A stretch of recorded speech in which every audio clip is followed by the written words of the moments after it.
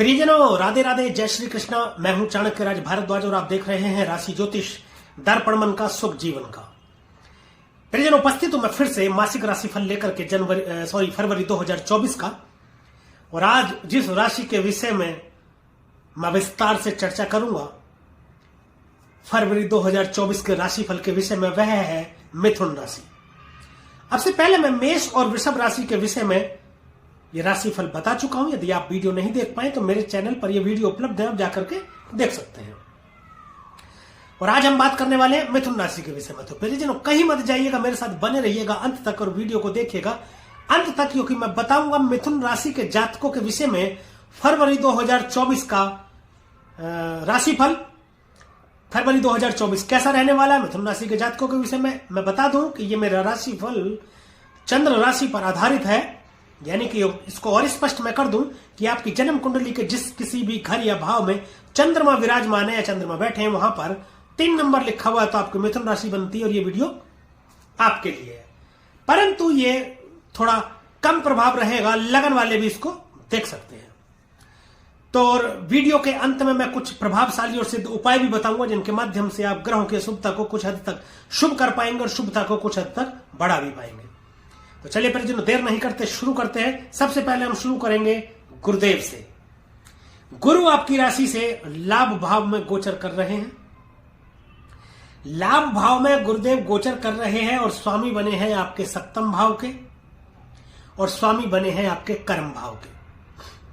देखिए, सप्तम भाव दाम्पत्य का भाव है, व्यापार का भाव, साझेदारी, पार्टनरशिप। और दसम भाव आपका कर्म स्थान, राजनीति का भाव, पिता का भाव है। कर्म स्थान प्रियजनों वह कर्म स्थान जहां जाकर के आप कर्म करके अपनी आजीविका कमाते हैं, या आप कोई नौकरी करते हैं, आप कोई व्यापार करते हैं, आपकी कोई फैक्ट्री है, आपका कोई व्यवसाय है, आपका कोई ऑफिस है, या आप किसी प्रोफेशन में हैं, डॉक्टर हैं, इंजीनियर हैं, वकील हैं, कुछ भी हैं, ये वह कर्म स्थान है जहां जाकर के आप कर्म करते हैं।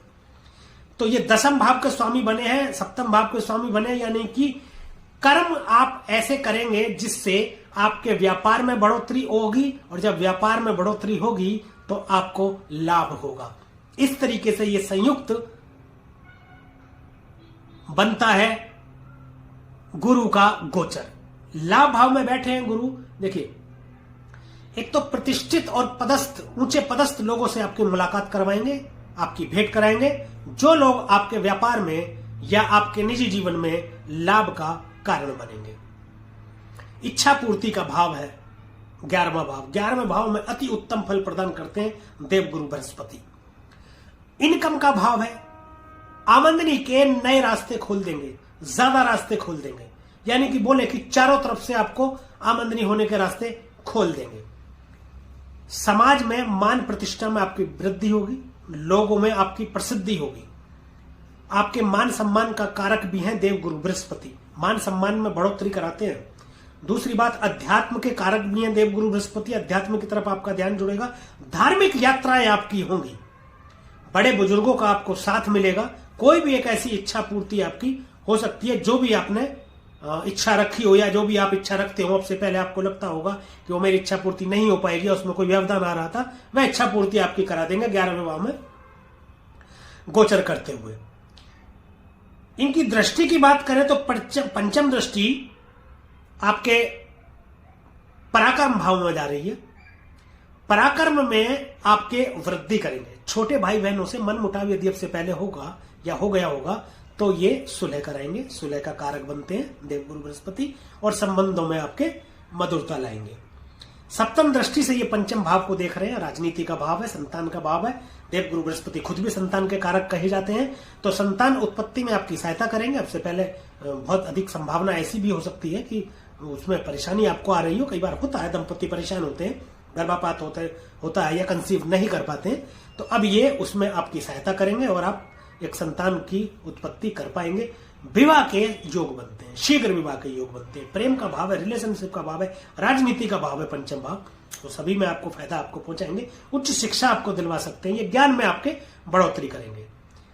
ज्योतिष विज्ञान की तरफ आपका रुझान बढ़ सकता है। ज्योतिष विद्या की पुस्तकें आपका पढ़ने का मन करेगा, उसमें आपकी रुचि बढ़ेगी और एक अच्छे आप ज्ञान की प्राप्ति कर सकते हैं।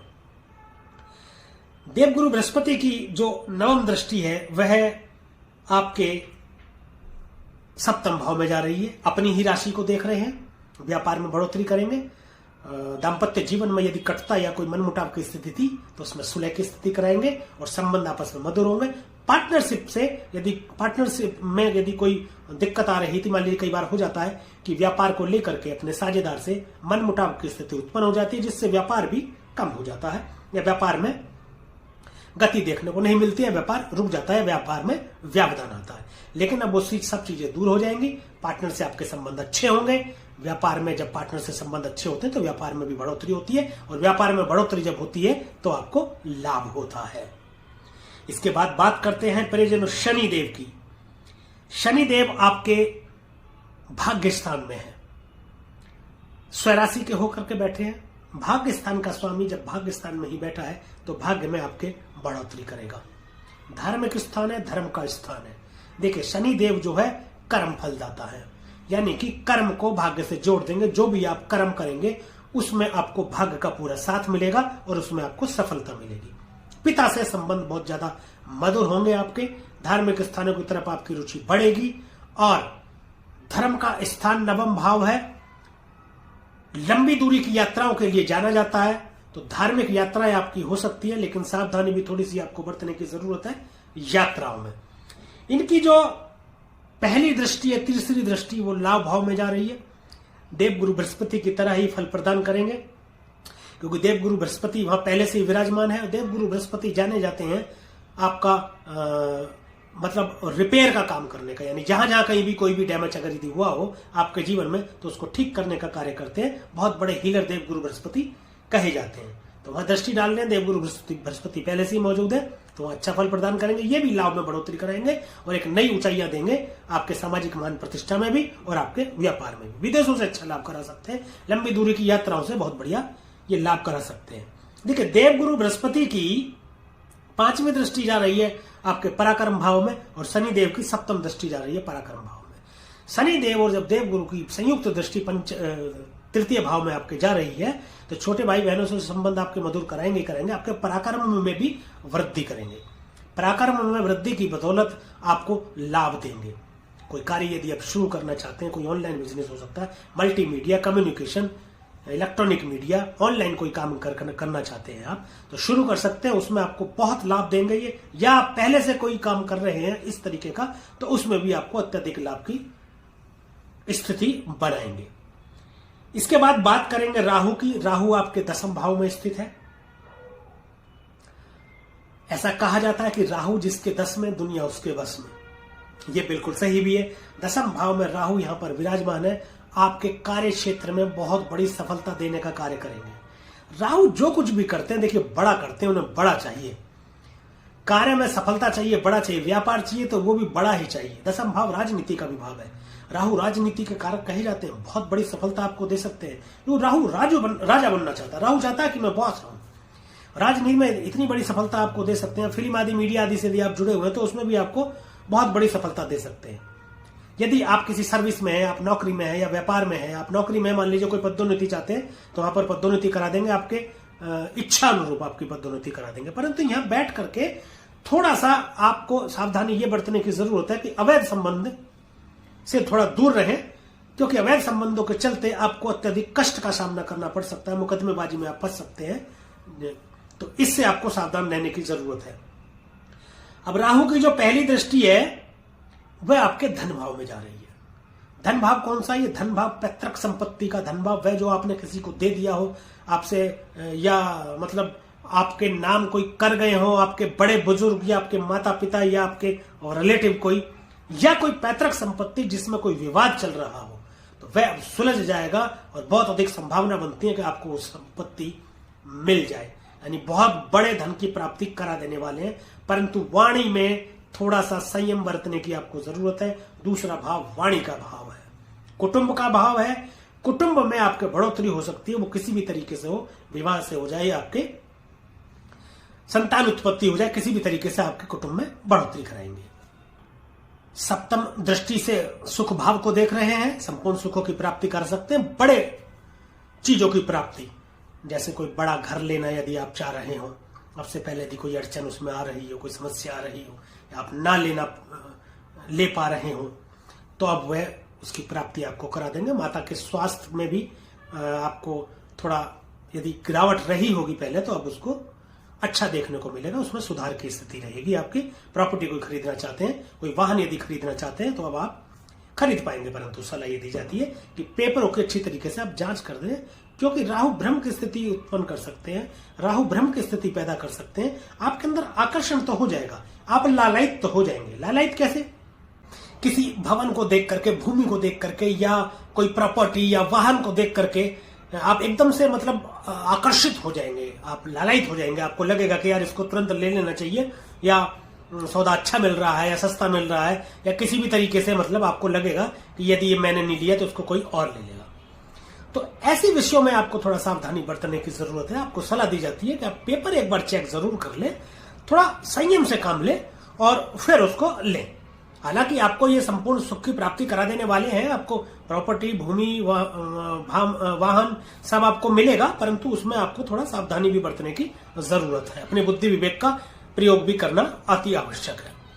आगे बढ़ते हैं, परिजनों बात करते हैं केतु की, जो कि आपके चतुर्थ भाव में स्थित है। केतु डिटैचमेंट का कारण है, जैसा कि आप सब लोग जानते हैं। तो ये क्या करेंगे केतु देव? आपको अपने घर से दूर कर सकते हैं। अब दूर करने की स्थिति ऐसा नहीं है कि अब मतलब गलत तरीके से ही आप दूर हो जाएंगे। दूर करने की स्थिति ऐसी है कि आप अपने कार्यों की वजह से दूर जा सकते हैं, कहीं व्यापार करने के लिए आप दूर जा सकते हैं, व्यापार की वजह से आप दूर जा सकते हैं, या आपके तबादला हो जाए आपकी नौकरी में, उसकी वजह से आप दूर जा सकते हैं। ये अच्छा भी हो जाता है। कई बार ऐसा होता है कि आपकी नौकरी लगी और आपकी पोस्टिंग कहीं दूर हो गई हो, तो आप घर से दूर हो गए। तो दूर होने का कतई ये मतलब बिल्कुल भी नहीं होता है कि आप मतलब जो है दुख को प्राप्त कर दूर हुए हैं। कभी कभी आप सुख को प्राप्त कर भी दूर हो जाते हैं। आगे बढ़ते हैं, बाकी के ग्रहों की स्थिति जानते हैं। बात करते हैं सबसे पहले सूर्यदेव की। सूर्य मकर राशि यानी कि आपके अष्टम भाव में विराजमान है। अष्टम भाव को समझते हैं। अष्टम भाव मृत्यु का भाव है, आयु का विचार यहां से करते हैं। ऑकल्ट साइंस, अचानक से घटित हो जाने वाली घटनाओं को भी अष्टम भाव दर्शाता है। अष्टम भाव परिवर्तन का भाव है। अष्टम भाव गुप्त विद्या का ध्यान है, भाव है। गुप्त रोगों का भी भाव है। गूढ़ विद्या, गूढ़ रहस्य, तंत्र मंत्र, ज्योतिष विज्ञान का अष्टम भाव है। ससुराल पक्ष का भी अष्टम भाव है। अचानक से बहुत बड़ा धन देने के लिए भी अष्टम भाव जाना जाता है। सूर्य अष्टम भाव में बैठे, देखिए वैसे तो अष्टम भाव में कोई भी ग्रह अच्छा फल प्रदान नहीं करता, तो सूर्य भी आत्मा का कारक है। आत्मा का कारक जब मृत्यु स्थान में जाकर के बैठता है तो कोई बहुत ज्यादा अच्छा फल प्रदान करता नहीं है, परंतु सूर्य देव प्रकाश के कारक है। इसको लॉजिकली समझते हैं। जहां बैठेंगे वहां चीजों को प्रकाशमान कर देंगे। अष्टम भाव अंधकार है, यहां पर सूर्यदेव बैठेंगे तो अंधकार को दूर करेंगे, प्रकाशमान करेंगे। परंतु आपको एक और सावधानी की जरूरत है। वह सावधानी यह है, अवैध संबंधों के चलते आप पर कोई आरोप लग सकता है, जिसके वजह से आपको कोर्ट कचहरी या मुकदमेबाजी या आपको कष्ट का सामना करना पड़ सकता है। आपको कोई नुकसान हो सकता है। आपने पहले कभी निवेश किया हो उसके चलते, या आप अभी निवेश करना चाहते हो, तो आपको सोचना चाहिए। सोच विचार करने के बाद आपको निवेश करना चाहिए। पिता से आपको संबंधों को थोड़ा सा आपको सावधानी बरतने की जरूरत है। पिता से संबंध आपके थोड़े खराब हो सकते हैं। अभी देखिए, ये जो है आपके पराक्रम भाव के स्वामी बने हैं। पराक्रम भाव का स्वामी जब अष्टम भाव में बैठता है तो आपके पराक्रम में थोड़ी सी कमी आती है, पराक्रम में थोड़ी सी कमी करेंगे। परंतु सूर्य देव एक नई एनर्जी है। सूर्य के अंदर आध्यात्मिक एनर्जी है, आत्मविश्वास से भरपूर है। तो ये आपके अंदर आत्मविश्वास तो भर देंगे, जिससे आपके पराक्रम में कमी बेशक आएगी, लेकिन आत्मविश्वास आपका भरपूर रहेगा। दूसरा ये है कि सरकार से आपको लाभ दिला सकते हैं। सूर्य सरकार के कारक है, यानी कि कहीं यदि आपने कोई पैसा आपने दे दिया हो, वह भी आपको वापस मिलने की संभावना बढ़ जाती है, जो अब तक आपको नहीं मिला हो या जिससे आप जूझ रहे हो।